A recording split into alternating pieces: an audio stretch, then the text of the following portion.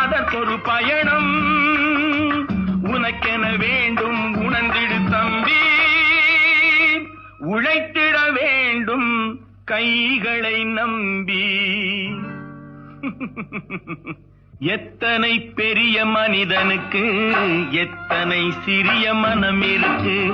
எத்தனை பெரிய மனிதனுக்கு எத்தனை சிறிய மனம் இருக்கு. எத்தனை சிறிய பறவைக்கு எத்தனை சிறிய பறவைக்கு எத்தனை பெரிய அறிவிருக்கு. எத்தனை பெரிய மனிதனுக்கு எத்தனை சிறிய மனம் இருக்கு.